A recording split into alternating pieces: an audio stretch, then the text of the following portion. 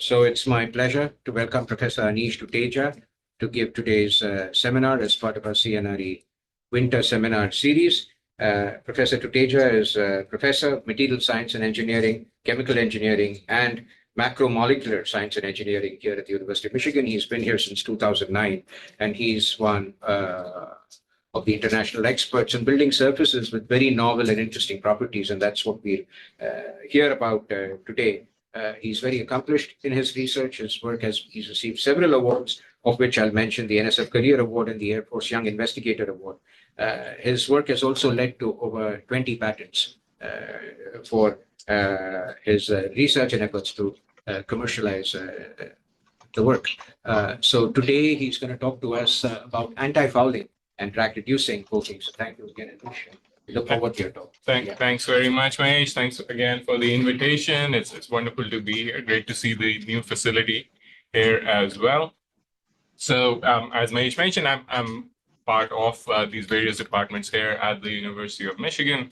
My group primarily works in the area of coating, so you can kind of see that. So we'll be talking about different types of coatings today. Just to sort of give a little bit of an overview of the types of things that we do in my group. This is from a recent review, well, it's now 3-4 years old now, review that we wrote looking at different types of surfaces that control the accretion of matter. That's a fancy way of saying, okay, how do I make things that either stick to stuff or don't stick to stuff, right? So that's in essence what we do. When we think about different states of matter, we can have vapor, we can have liquid, we can have solid, and we can have intersections between them. So we can have intersections between vapor and liquid, solid, and being able to control or make materials that can control the attachment of different states of matter in this matter can have a wide range of applications. So if I think about just looking at the attachment of vapor, one big example or application for this stuff is anti-fog material. So being able to make coatings on which, or say glasses or face masks, where the fog does not condense or water does not condense to form droplets, but allows for easy visualization or transparency. Right? So the big application area for making anti-fog materials. So we have project on that front. We do a lot of work on improving heat transport during boiling and condensation. So think about every refrigerator in the world, air conditioner in the world, distillation column in the world, power plant in the world, being able to make much more efficient surfaces that can enhance the heat transfer coefficients or the critical heat flux during boiling and condensation. So we do a lot of work pertaining to that. Today, what I'll be talking about a lot is these omnipotent surfaces, or these are surfaces that can essentially repel any liquid that you put on them. So it could be water, alcohol, could be acids, bases, blood, tons and tons of applications. And particularly, I'll tie it into some of the things that we'll be discussing today, looking at anti-fouling surfaces. We'll briefly talk about ice shedding surfaces as well as drag-reducing surfaces. So all of those can be tied to these sort of special surfaces we call as omniphobic. In a second, I'll sort of systematically define what we mean by omniphobic surfaces.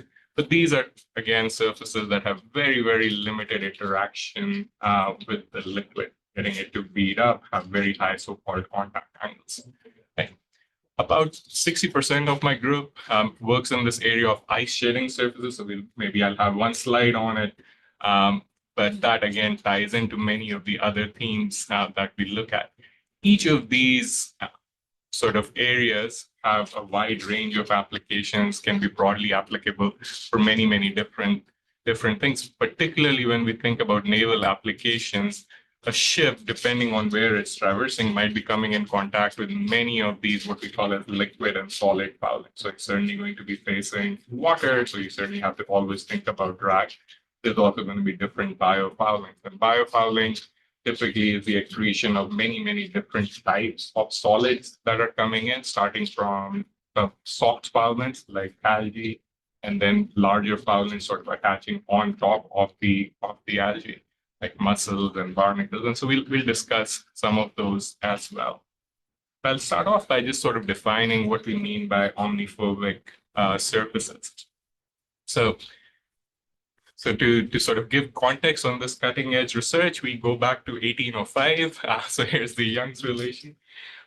People are probably familiar with things like contact angle. And so the Young's equation essentially talks about the idea of a contact angle. So if I have a drop of liquid and I put it on this solid surface, initially assuming that this is just a smooth surface, homogeneous surface, there's no heterogeneity, whether it be in terms of chemical heterogeneity or in terms of texture, right? And I put this drop of water on it, it's going to form, or a drop of any liquid on it, it's going to form a contact angle theta.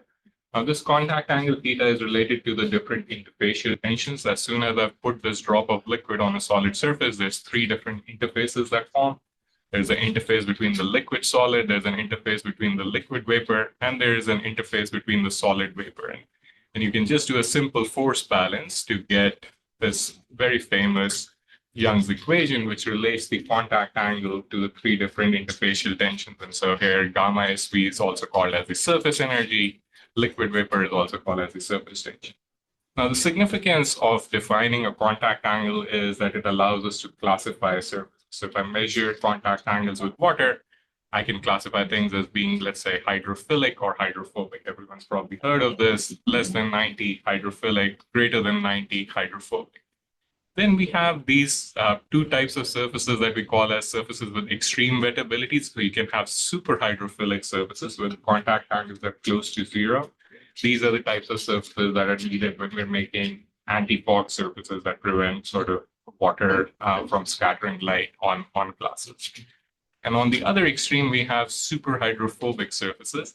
So these are surfaces which have a contact angle greater than 150 with water and also low hysteresis. So in a second, I'll talk about what we mean by low contact angle hysteresis.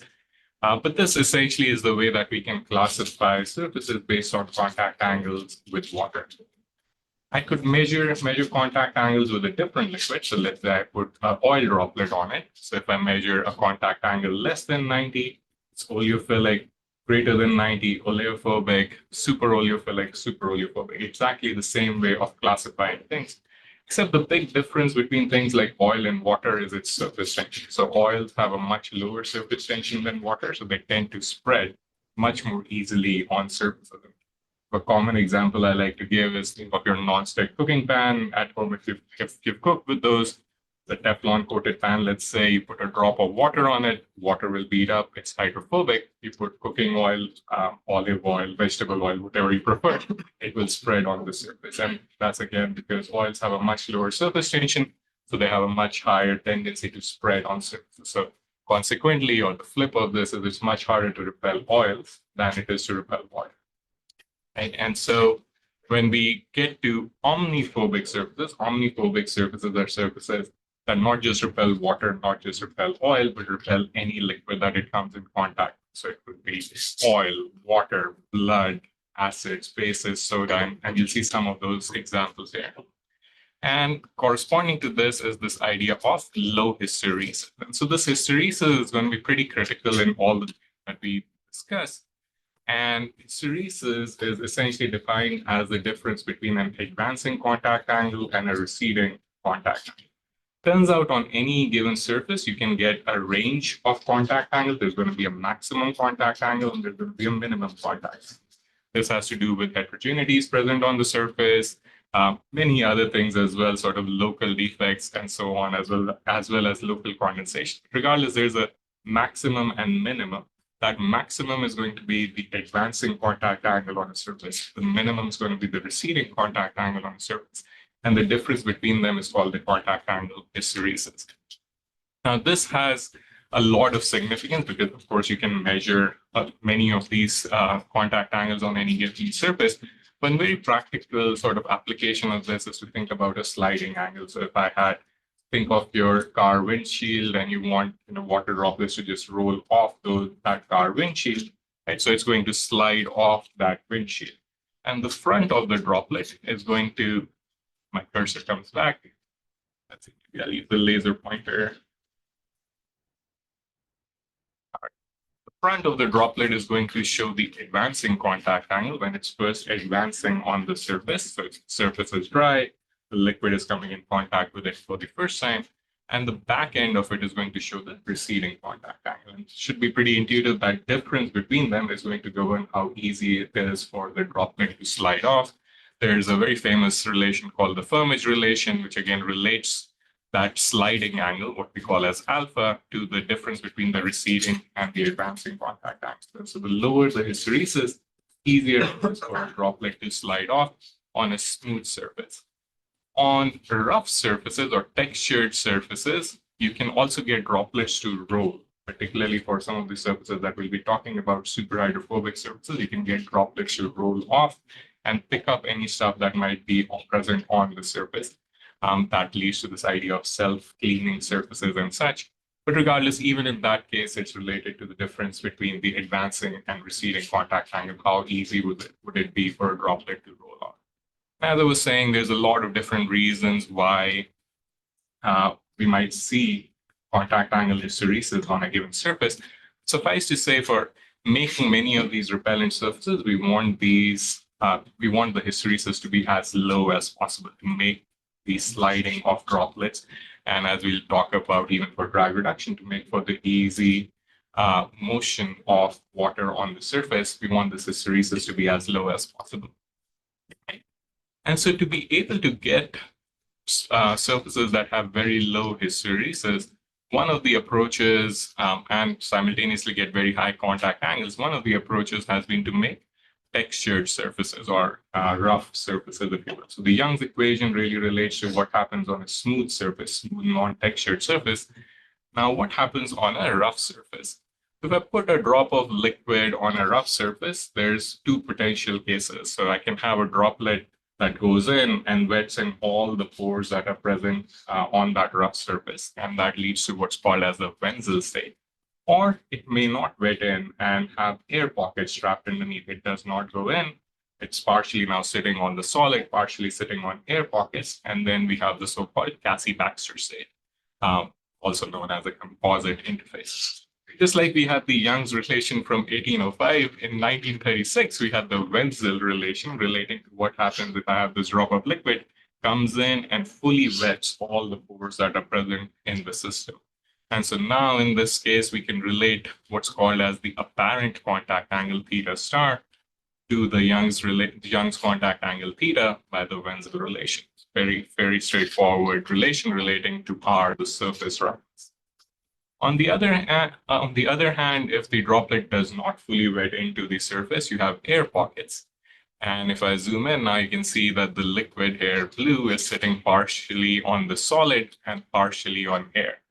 And so that leads to what's called as the Cassie-Baxter state, and we can relate the apparent contact angle. Again, theta star is always going to be the apparent contact angle on a rough surface. And you can relate that to the Young's contact angle theta by the Cassie-Baxter relation. Even though maybe it looks somewhat complicated, all it is averaging the contact angle on the solid surface, which is the Young's contact angle, and the contact angle in air, which is always 180 degrees. Every droplet beats up. It's a perfect sphere.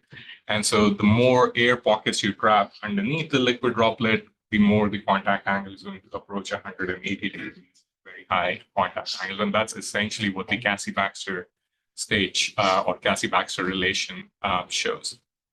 Now, one thing that I kind of show here, and don't have to go into too many details on that, but essentially when I have this liquid, where does it stop? So if this liquid is coming in, why does it stop where I have kind of drawn it?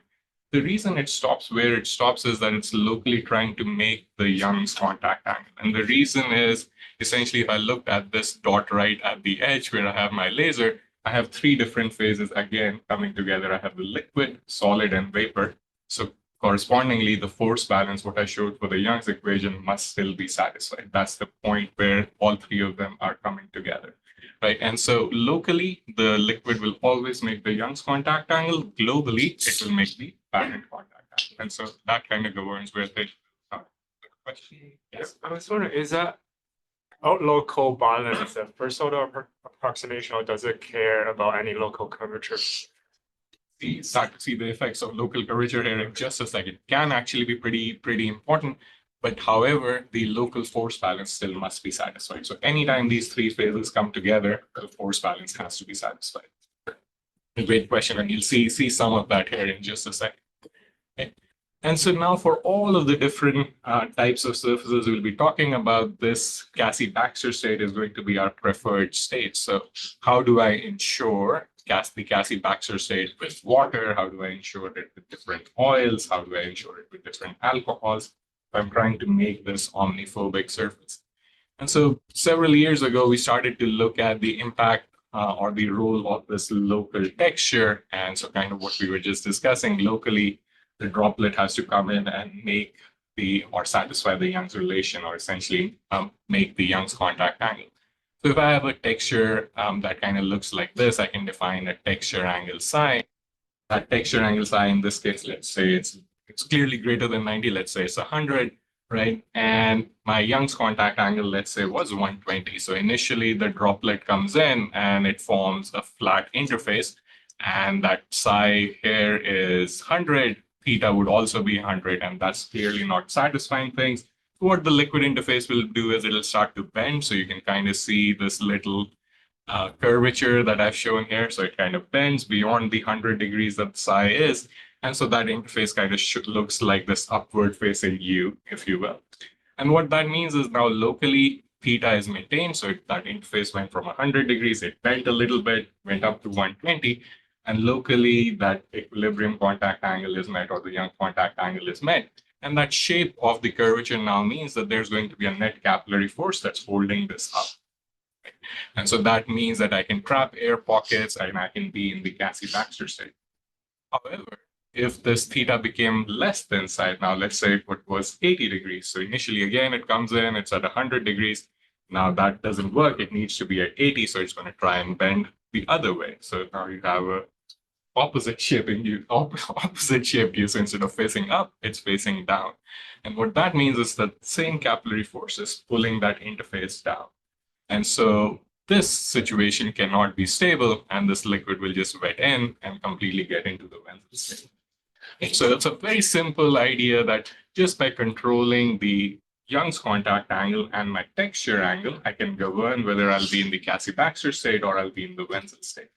Now, really interesting part is the Young's contact angle theta is completely a function of chemistry. So I can make different types of chemistries. I can make things like fluorinated materials, silicones to increase theta, whereas the texture angle is completely a function of how you're fabricating your thing. So that's a texture property. Theta is a chemistry property. And so you see the interplay between chemistry and texture in governing whether I'm likely to get the Cassie state or the Wenzel state. Now, the reason this is critical is particularly for low surface tension liquids, just like I was talking about vegetable oil. If you think about other things like methanol and octane, these are all common solvents or alcohols. In this case, octane is very similar to the gas that we put into the cars, right?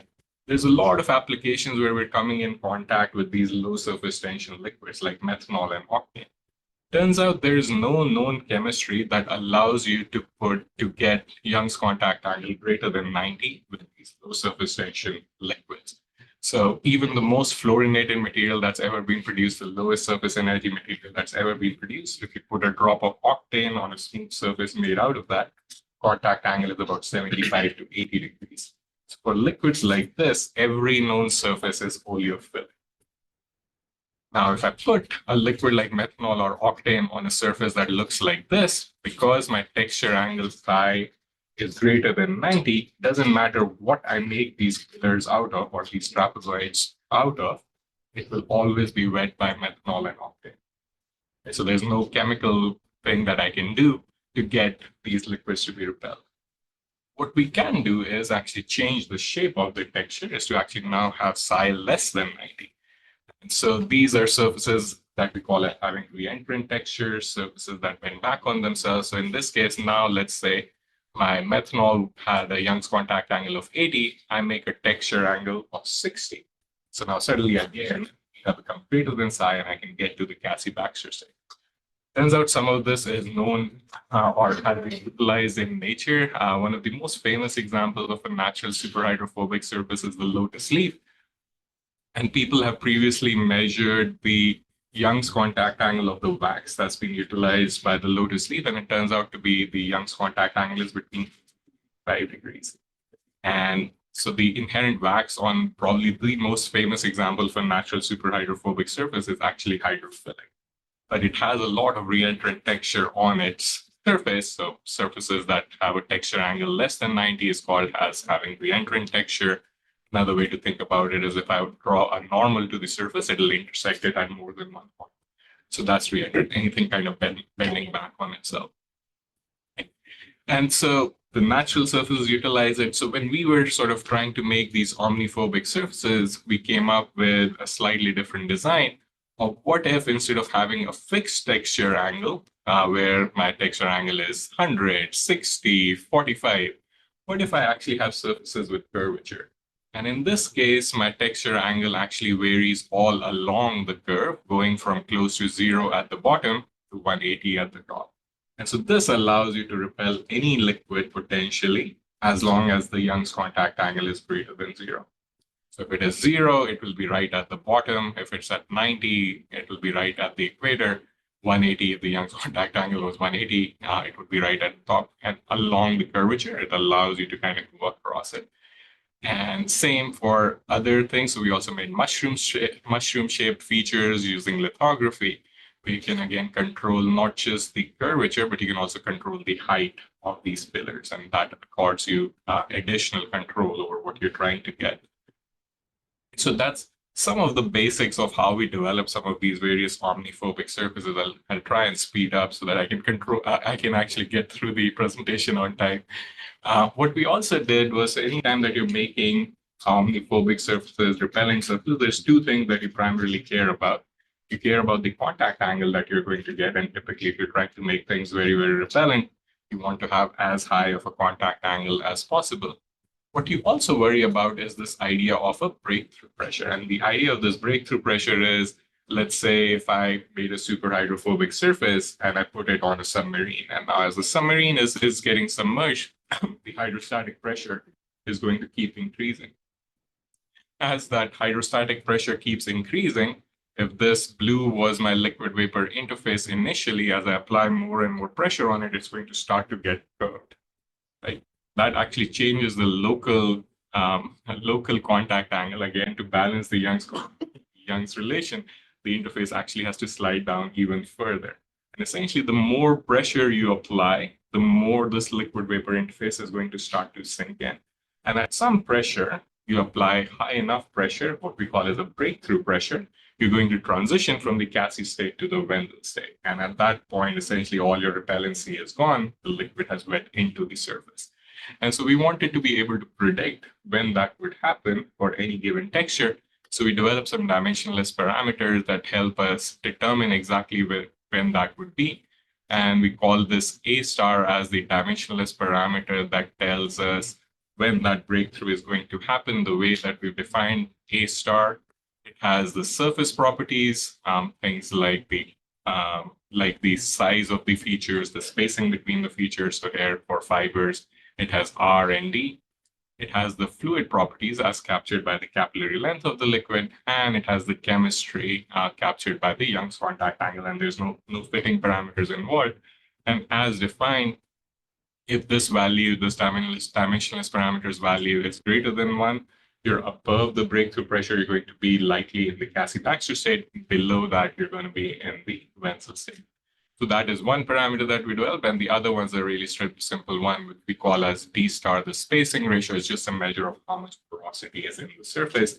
So greater the value of the spacing ratio, further apart these features are, and higher the contact. So as D star increases, as we've defined, the spacing ratio increases, contact angles increase. As A star increases, the breakthrough pressure increases, or the stability of the interface increases. And so we showed with various types of materials that we made that, yes, this allows us to actually experimentally predict. So compared the predictions with experiments and showed that those things match pretty well. Also gave us was this design chart, and without going through all of the details here again, typically you want A star values to be as high as possible to get a high breakthrough pressure and high contact angles. And what this analysis really showed was if I make features that are very, very small, so if instead of having millimeter scale features, I go to micron scale features, or I go to nanoscale features for the same contact angle, I'll get higher and higher breakthrough pressure. Whereas if I make surfaces with hierarchical textures, that allows us to maintain a high breakthrough pressure, but trap more and more porosity or more and more air pockets and get higher contact angles. So by essentially playing between hierarchical texture as well as more porosity in the surface, you can start to get both high robustness and high contact angles. And so we went through and made a series of different types of surfaces that can repel all sorts of different liquids. So this is one example of a hierarchical surface that we made, literally taking a window screen and then spraying a low surface energy material on top of it, which also had a re-entrant texture or sort of re-entrant curvature on it. And basically any liquid that you put on it could basically, let's see if I can play some of these videos. Any liquid that comes in contact with it can come in and just bounce off the surface, including these very low surface tension liquids like DMF. This thing will continue on, so all sorts of different solids. So this is a very porous material, but any liquid that comes in just bounces right off the surface, including things like heptane, which is the surface tension of about 20. So water is 72. These are liquids with surface tension of about 20 millinewtons per meter. Heptane is just a little bit lower in surface tension than gasoline. What were those values you said? Water is 72. 72. Heptane is 20. 20. Yeah, so much lower. And just I was going to give an example. If you've ever spilled gas while filling up your car, you've seen how gas just spreads on the surface. So that's octane or close to octane. That's about 21 millinewtons per meter. This is just slightly lower than that. And here what you see is that just a 2 or 3 degree tilt of the surface is enough to get heptane to just slide off. If someone has really good eyes, you can actually see that it's bouncing on the surface. With a high-speed camera, we can actually image that, and all these different very low surface tension liquids will just come in and just bounce right off the surface. So tons of applications of these things, from making materials that afford chemical protection. So having you think of a lab coat that even if you spill any acid or base on top of you, it would maintain, it wouldn't penetrate through, while maintaining the porosity and breathability of the coat. So this is showing an example. Let's say if I have a piece of aluminum and the left side is uncoated, right side is coated, I've dunked it in 12 molar HCl, concentrated hydrochloric acid. The uncoated side immediately starts to react with hydrochloric acid, generates hydrogen gas. The coated side remains completely fine. Same thing happens when you have a strong base like sodium hydroxide. Tons of other applications of this as well. So if I wanted to make coatings for the suit, so if I spilled coffee or juice or chocolate syrup on this, it would just roll right off. So these are some of examples of really, really durable coatings that can survive through severe abrasion and still maintain the breathability of the fabric and repel basically any liquid that comes in contact with it. So yeah, the white fabric was chosen for a reason, so you can really see the stain resistance here for different types of liquids that come in contact. Fun day in the lab. Guacamole. Close. We have Chipotle. That's close enough. Depends on what you're spilling that day. Yeah. Yes. Right. It's I think honey took like 20 minutes to slide through. It's just so viscous. So we diluted it to at least have it flow through and wine and so on. Right. So very, very obvious applications for some of these things. There's all sorts of fun liquids were attempted. But there was chocolate syrup too. Oh, there it is. Yeah. This one was also a good one. Right, so again, so that approach works of basically having high porosity, multiple length scales so that you can simultaneously get high contact angles and high robustness. Also made transparent versions of this. This is an example going on top of an iPhone, and you can get basically everything to beat up on the surface of flexible coating. Works very well. All right, so this is sort of some of the work that we've been doing for a while. And in this recent review, just like us, there's been a lot of other people that have looked at these repellent surfaces. And generally, what I talked about are these air-infused surfaces, so surfaces that have these air pockets, are in the Cassie-Baxter state, and can get not only low contact angle hysteresis, so easy sliding, but also very high apparent contact angles, so contact angles greater than 150. There have been two other types of surfaces that have been developed in the field that are somewhat related. So what happens if I keep this very rough surface, but I fill it in with a lubricant so that it comes in and fills in all of the pores that are present. As long as that lubricant is immiscible with the contacting liquid, so let's say I filled it in with a fluorinated oil and I have a drop of water that comes in, as long as that oil and water are immiscible, that water will just slide off the lid. And so these types of surfaces are called as the lubricant-infused surfaces. There's a lot of publications and thousands of publications that have come out looking at these lubricant-infused surfaces. So essentially, you take similar types of superhydrophobic rough surfaces, but fill it with a lubricant. The challenge is the lubricant in the end is still a liquid, and you can certainly enhance the interactions between the liquid and the solid to try and bind it in. But it's relatively easy to get rid of the liquid. Many of these types of surfaces, even if you just touch them, the lubricant would come onto your finger and it's being depleted from the surface. So there's a big challenge of how do you utilize these over long periods of time, and particularly if there's going to be things that keep coming in contact with it over and over. And so one approach that was utilized was, okay, so let's not keep a loose liquid. What if I could covalently attach that liquid onto the substrate? And so maybe in the last 5 years or so, there's been these liquid-like brushes. So different types of silanes, for example. So essentially things that are covalently attached to a smooth surface, but they are far above their glass transition temperature. So these chains can move around, and so they are liquid-like. So they're not a liquid because they're anchored to the substrate, but they behave as a liquid-like material. And again, they can also provide these very low contact angle hysteresis. So both these lubricants and liquid-like brushes have started to become popular in trying to get not very high apparent contact angles, but very low hysteresis, so that you can still get very easy sliding of different materials.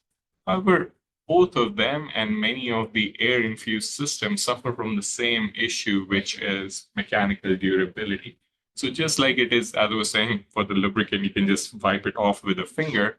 Liquid-like brushes are typically on the nanometer scale. So these are really, really thin coatings that go on. And if I just start to do a little bit of abrasion, those coatings will come off. Same thing for many of the superhydrophobic and omniphobic surfaces as well. You're making use of very, very porous structures. Porous structures by themselves typically lack mechanical durability. And most of these things are low surface energy. So low surface energy materials don't like to stick to anything, including the substrate. So not only do you have a really porous structure, it doesn't like to stick to the underlying structure. So it's really easy to damage these types of surfaces as well. And so in this review, we sort of compared across many different molecule superhydrophobic surfaces, omniphobic surfaces, including commercial coatings that have been made available. And if you just start to abrade them or use what's called as a Tabor abrade, which is the ASTM standard when you're trying to evaluate the coating durability, even 50, 100 cycles of Tabor abrader are enough to completely damage and remove any of the commercially available materials as well as most materials known in the literature. And so we developed an abrasion severity index, and you can kind of compare. That allowed us to compare across because every group had their own way of defining mechanical durability. And so we came up with sort of a universal way of being able to compare across various surfaces. But the challenge remains that most of these coatings, yes, the physics is understood, but they don't have very good mechanical durability. And so in more recent work, what we did was to sort of go off of the polymer brushes that I was talking about, where I had a thin layer that's covalently attached. What if we could actually have a 3D structure where some of these chains were covalently attached? And so what we did was to think about different rubbers. And within those rubbers, particularly polyurethanes that we were looking at, we covalently attached different lubricants. So now the entire thickness of the coating can be made as high as possible. That provides a lot of mechanical durability. And the lubricants can still provide all of the shedding behavior that we were looking for. And so we started to make these different polyurethanes where we have different silicone oils, PDMS, which is a very low surface energy material, and oil. So it is a liquid at room temperature. But we cross-link it within a rubber, and that allows us to make these transparent coatings. You can put any liquid on them because the oil is covalently attached. It doesn't interact with any liquid, and it's very low surface energy. So you could get basically any liquid to slide off. So it's another way of sort of making the omniphobic surface. And here you kind of see the range of surface tension going from 72 for water all the way down to about 15 millinewtons for a fluorinated oil. And every one of these has a hysteresis less than 10 degrees, in many cases less than 5 degrees or even 1 degree. And everything can just slide right off the surface. And because this thing is covalently attached, and we go through and analyze, and we had a predictive model that tells us what the abrasion rate of these coatings should be, because the thing is covalently attached, it is extremely durable. And so you can kind of go through thousands of these abrasion cycles as opposed to 10, 20, or 100 and maintain this very low hysteresis and maintain the durability. So at that point, from a few years ago, one of the most durable omniphobic coatings that had ever been developed, you can get all sorts of liquids to slide off. And we compared the performance of this with all sorts of different materials that have been discussed in the literature or those that might be commercially available. So this is all about liquid repellency. Now let's talk about fouling, or solid fouling, which has a lot of different foulants, right? So if I now think about my ship going through the ocean, it's going to be coming in contact with a wide range of foulants. I might have soft foulants like proteins or bacteria and biofilm, or I might have hard foulants like diatoms and barnacles. And depending on where the ship is going, if it's going through the Arctic routes, it might be coming in contact with ice as well. Now, over the years, people have classified different solid foulants, both based on their modulus as soft and hard foulants, as well as based on the accretion length scale, whether it's going to cover a small area or a large area. And depending on those, there's been a range of different types of coatings and materials that have been developed to try and prevent the fouling of all of these different things. Because ships are a particularly challenging application because you have so many different foulants that are coming in from salt to algae and barnacles and diatoms, all sorts of different length scales, all sorts of different modulus. Excuse me. And for this paper, we sort of compiled what various groups have done. And so various types of surfaces, whether it be sharp, pointy structures, or those that have a hydration layer, or those that are very low surface energy or very low modulus, each of these can work for a certain set of foulants, and they'll be sort of very useful in certain areas of this overall chart. But nothing really covers the entire spectrum. Nothing really works for all different soft and hard foulants. Nothing really works when you have both small accretion length scales and large accretion length scales. And that's kind of also summarized here from that review, whether the behavior of all sorts of different materials that have been utilized when I compare the performance against bacteria, algae, barnacles, ice, scaling of different salts. Certain materials work very well, let's say, for scaling, but may not work very well for bacteria. Others might work very well for algae, but may not work very well for ice and barnacles. And so there isn't really a single coating that extends out across the different types of foulants and across the different types of accretion scales. The polyurethane, the lubricant and cross-linked lubricant based polyurethane that I was showing in the previous slides, that seems to be one of the unusual ones where it actually works across a wide range of different foulants and a wide range of different accretion length scales. And this, even if we kind of go back to this, there's one range for lubricated surfaces, for example, those seem to have been working. That's this red square. That's the one, or red rectangle, sorry, I should say. That's the one that seemed to be working for the largest area of this entire diagram that I was showing you. And these lubricated surfaces seem to be operating in the same way and work really well in being able to repel both soft foulants like bacteria and algae to hard foulants like diatoms and ice, and of course, they maintain their durability as we go over them.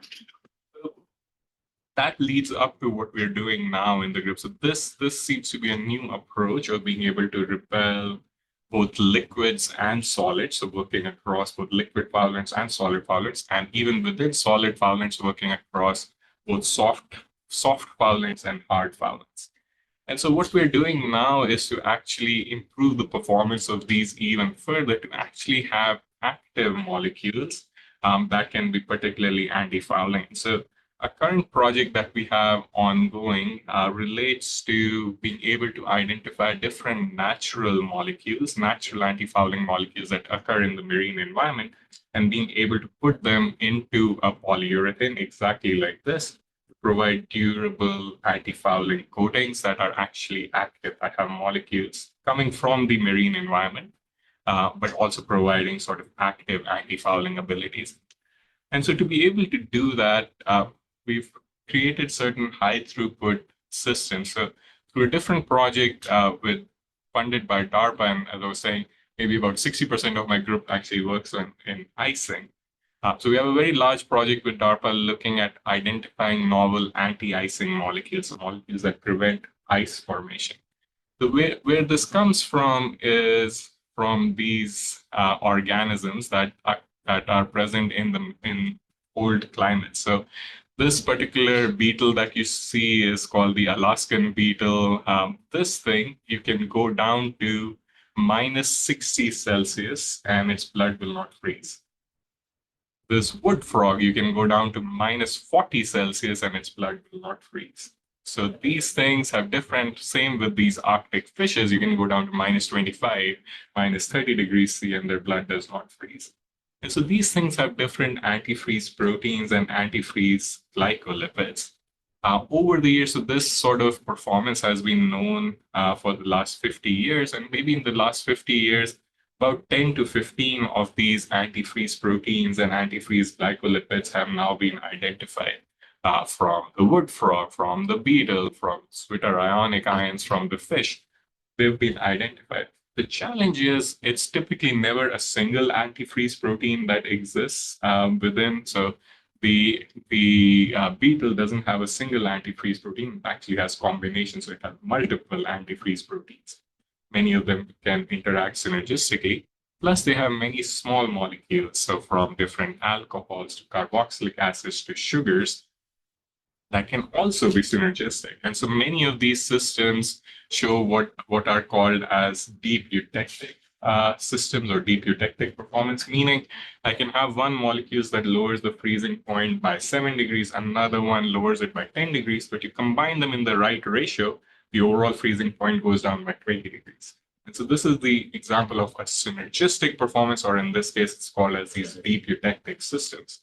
And so not only are the molecules not known, the best combinations are not known. So for this DARPA project, we developed one of the first ever high throughput systems that can actually screen through hundreds of these combinations of different natural molecules as well as synthetic molecules that we make in our group to identify the best combination. So this still makes use of an omniphobic platform. So these are some of the omniphobic meshes that we utilize. We have a robotic system that goes in and makes combinations of different types of molecules. It's then put on top of these omniphobic meshes. And then we've developed a novel optical camera system that allows us to image every single droplet simultaneously. So whether I put in a 96 well plate or a 384 well plate, I can image every single droplet simultaneously. I can make videos of each of these droplets simultaneously. And so what that allows us to do is to screen through hundreds and thousands of combinations in a single day and start to identify the best performing molecules. And that's kind of what's shown here. So this is what the droplet might look like. So this is just sort of going through various liquid droplets on this 96 well plate. And then we record when the thing freezes. And so we'll come back. You can start to see the difference between a liquid and a solid. You can start to see a lot more structure in those top droplets. That allows us to, for various molecules, see, okay, when do different molecules cause what temperature, do different molecules cause the freezing to occur. And so that's wonderful when you're trying to screen through some of these natural anti-icing molecules. We can do the same thing for different natural fouling molecules. So just as there are all these anti-icing molecules that exist in nature, there's a lot of anti-fouling molecules that exist in nature. So there's a lot of corals and wood and sponges and algae that occurs in the marine environment, and they generate all these different molecules that are anti-fouling. They also don't want different foulants to be attaching onto them within the ocean. And so now you can actually take many of those combinations of molecules and start to identify synergistic combinations exactly in the same manner, in a very high throughput manner. So being able to actually see which ones, and so we have different cells for different sort of marine foulants. We can see which combinations are starting to provide the best anti-fouling ability. And then we take some of those molecules and, just like we did with the silicone oil, cross-link them within a urethane to make durable coatings. And so that's an ongoing project with ONR. All right, I'm probably almost out of time anyway. Okay, I'll very quickly show you a couple of things. So a lot of the work that we're also doing using these omniphobic surfaces, and particularly these superhydrophobic surfaces, is also aimed at making surfaces that can reduce drag, particularly drag in turbulent flows. So this is another current project that I get to work with Mahesh on as well. This is funded by DARPA, where we're trying to sort of go through what we call as a design, build, test, optimize cycle. So essentially being able to theoretically first predict what sort of structures might lead to the most amount of drag reduction, then fabricate it, and then test it, and then test it again in naval engineering here, working with Steve Sessio and Harish Ganesh, and then going back and optimizing the structure further and kind of going through that loop to try and design the best possible superhydrophobic surfaces that can reduce drag. This, maybe I'll skip forward. So yeah, so we make our things using a simple spray coating morphology. But the big challenge in this thing, there's been probably over the last 30 years, there's been a lot of focus on trying to develop superhydrophobic surfaces that can reduce drag. You can intuitively see if you have droplets that are just running across, just like I was showing it for oil droplets. You can imagine water is even easier to get them to just run across. And you can start to think about how these types of surfaces might minimize the interaction with the liquid and potentially lead to drag reduction. So about 60% of the fuel that a ship uses is to overcome drag. And so if you can actually reduce drag, you can have certainly billions of dollars in impact, but also lots of impact on the greenhouse emissions that come out from those ships. And so we've been making potentially some of the most durable superhydrophobic coatings in collaboration with simulation work from Mahesh and testing here in naval engineering. To be able to make some of these, one of the first coatings that is very, very scalable, very durable, and can reduce drag over a wide range of Reynolds number, particularly in the turbulent regime, which has been a big challenge. Some of the work has now been independently validated, and it's really amazing how well some of these things work. And as I was just discussing with Mahesh, we still don't fully understand why some of these things have such immense breakthrough pressures, can actually work really well at high pressures, and sometimes actually have much better performance at high pressures when they're under submersion than they do at low pressures, low ambient pressure. So this is an ongoing work. We also test out the weatherability of these things and kind of show that these things can be very, very durable and long lasting. Can survive different things like UV exposure, condensation, water spray, essentially trying to speed up the degradation of these coatings. And these seem to be very, very robust in not degrading off. Can actually be better performing than many of the current Navy top. All right, so with that, let me finish so I then at least have a few minutes to answer any questions. I would like to acknowledge the funding from the Navy as well as DARPA and all of these wonderful students. I get to talk about all the cool work. These are the guys who actually did it. So that's our research group as well as our different collaborators. So with that, I'll end and be happy to take any questions.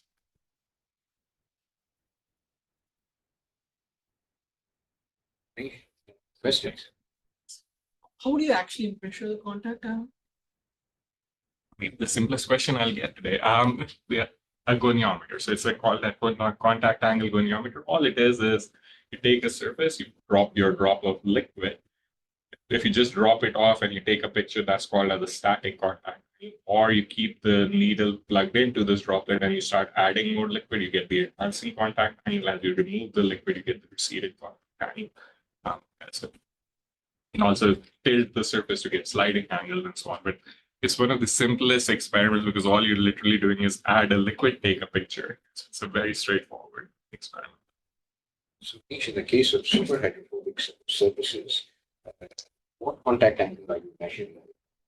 It's not the Young's, right? It's the apparent contact angle. And typically you want to report both advancing and receding because that's sort of the maximum and minimum contact angle on a surface. So any contact angle that you measure on that is going to be within that range. And typically you want that range to be as narrow as possible for easy shedding. If you wanted the Young's contact angle, that depends upon chemistry. Can you comment? It's not as much dependent on chemistry. Actually, it's more on the activation energy. So there's been a lot of work that's kind of shown that generally you can get different metastable states in the free energy diagram. So both the advancing and receding contact angle correspond to the metastable state. And there is a true equilibrium, which is going to be your Young's or the Cassie-Baxter. For that, it would be the Cassie-Baxter. And so the simplest way to do it is, so let's say you have an oscillating platform, you measure your put your droplet, and you just start oscillating. And so it basically traverses through all those metastable energy states and then goes to the true equilibrium. So that's how you would get the true equilibrium. So the Cassie-Baxter state predicts that true equilibrium. People try and predict the advancing angle using the Cassie-Baxter relation, using the advancing angle on one. It's kind of different, but the whole thing is really supposed to be about that.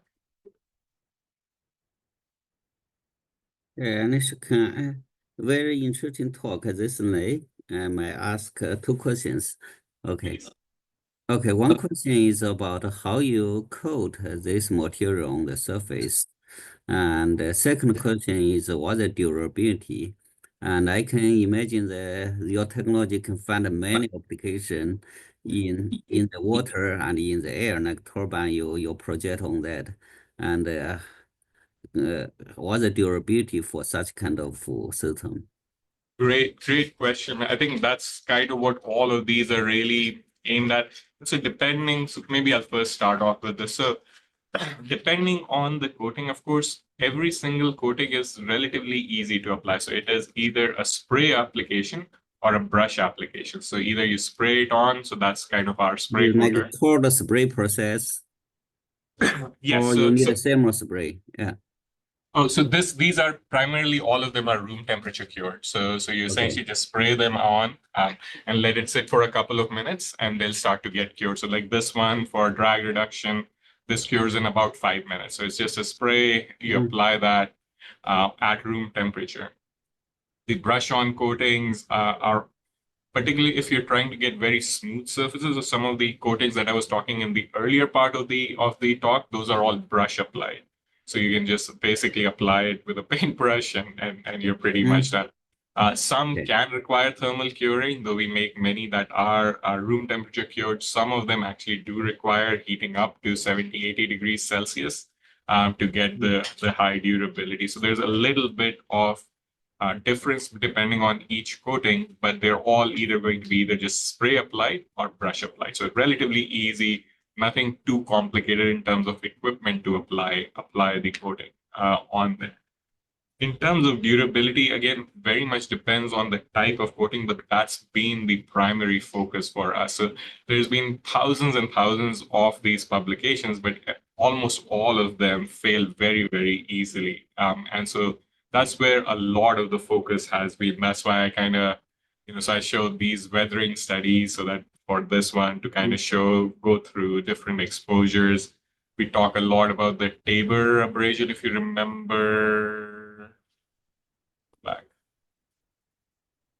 Yeah, so this is the this is the Tabor abrasion. So this is the ASTM standard. So yeah, you can actually see the ASTM F3300 standard for coating durability. So what it is you essentially have a rubber with silicon carbide particles embedded within it, and then you apply a load on top, and then you just abrade, and it is a very harsh test, and it very quickly degrades most coatings. But commercially available coatings, particularly things that are going to be utilized, let's say for the Navy, they need to survive hundreds, if not thousands, of these cycles.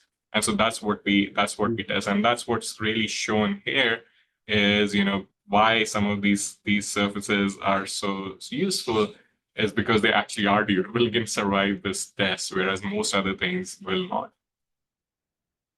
So this cycle, let us say, if you put on the ship or put on the wind turbine, that corresponding to how many years of service or how many miles travel ship can have? Great question. So most of the mil specs actually lay out this exact spec. So they'll tell you with this ASTM F3300 how many cycles you have to go through. And what you also do is, like, if for this weathering study, what you typically do is to actually use the current Navy top coat as a reference. And so anything that you do has to either meet or exceed what the current thing actually does. So like when we run these, we actually run the Navy top coat simultaneously. So this is one of them, the yellow one that's kind of shown here. So that's from PPG. It's a current Navy top coat that's being utilized. Right? And so we compare the performance of ours with that as a standard. And so if you're meeting or exceeding that, then you're very likely that this will actually be useful. Okay, thank you. Yeah. I have a question. Sorry. So for super hydrophobic surfaces, you said we want very low hysteresis and very high apparent angle. So just by changing the wetting properties, we can reduce frictional and velocity and reduce frictional drag in turbulent regime. So does this kind of strategy also work to prevent biofouling, let's say? That is exactly what we're testing now. So it is the exact question, right? So you can make all these fancy coatings that they easily get fouled, right? Their drag reduction performance is not going to last very, very long. And so that's one of our current separately funded projects is to actually make drag reducing coatings that are also simultaneously anti-fouling. And so that's where many of these active molecules are going to be utilized, the ones that I was talking about. So those things can actually provide that anti-fouling capability by actively preventing anything from attaching on, because they get killed when they try and attach on these active molecules while simultaneously trying to get drag reduction as well. So that's, And those living organisms will always evolve, right? So perhaps after certain evolution cycles, they would be right, and it could depend on where exactly these surfaces are utilized. The good part is many of these corals and sponges have also found these combinations that have evolved over time. So these things keep modifying their sort of chemistry as well. The marine oils, or I don't know what I would call it, antimicrobial oils that they're generating, their composition also changes. And so what we've been trying to do is to really identify synergistic combinations from these different ones. And so hopefully have really broad spectrum anti-fouling capability. That's what many of these have also evolved to do. So it's never just a single molecule. They'll actually have different molecules and combinations of molecules to have a very broad spectrum antifouling. So that's sort of the hope there. Yeah. Great talk.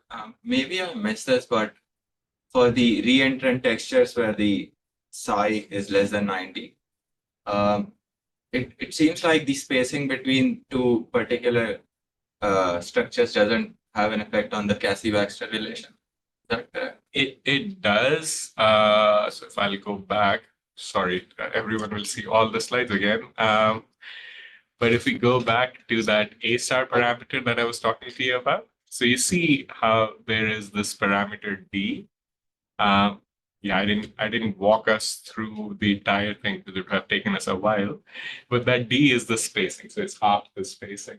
And so greater the value of D, typically, lower the value of A star. So the more further apart you make these things, yes, you increase porosity, but you get lower breakthrough pressure. So you can kind of imagine that physically, right? So if my gap is that big, easier for the liquid to wet in. And so when we kind of go to that design chart, that's what it actually shows. So if I think about an increasing spacing ratio, meaning I move these things further and further apart, for a given length scale, so if I made 10 microns sized circles, cylinders or spheres, right? If I just increase the spacing ratio, so I go from 2 microns to 5 microns to 10 microns, my breakthrough pressure keeps going down. So what started at an A star value of 10,000 will quickly go down to 1 just by increasing the spacing. And so there's inherently a trade-off between getting high contact angles and high breakthrough pressure, right? And that's what these things allow you to break that trade-off by making either things on a lower length scale or making hydraulic structures. Yeah, didn't want to take all the time just explaining all of these parameters because it can take a while. That's a great question.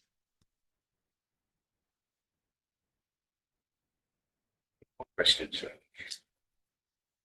Could you clarify more on the concept where you have like a quasi-liquid with a thick layer interlaced with rubber materials? What's like, is it trying to prevent its easy wear down by interlocking them and Yes. rebonding them? So you're basically cross-linking the lubricant to essentially prevent it from coming out. So you can abrade it and it won't come out. You can have liquids go on top of it, solids go on top of it, and it won't come out. So that's the idea of these services. So where you have basically these long polymer chains that are cross-linked within the rubber. And so we take particularly a polyurethane. So polyurethanes are very, very durable rubbers overall. They're probably one of the most durable rubbers or polymers that you can make.